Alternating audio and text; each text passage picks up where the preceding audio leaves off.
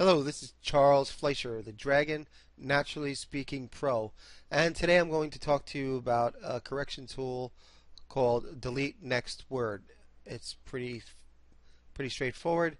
Wherever your cursor is, if you want the next word to disappear, you just simply use the command Delete Next Word. So we'll jump right in. Of course, we got to start by waking up the microphone. Wake up. Delete next word. Delete next two words. Delete next word. Delete next word. Delete next word. Stop listening.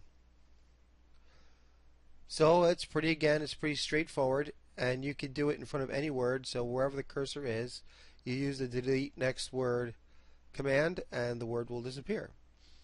I am Charles Fleischer, the Dragon Naturally Speaking Pro, and if you want to subscribe to my YouTube channel, you can do it right here on this page, and you can get all kinds of tips coming right to you.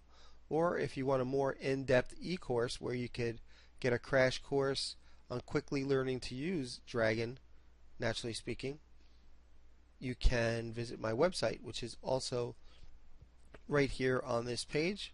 And I look forward to sharing more tips with you in the near future.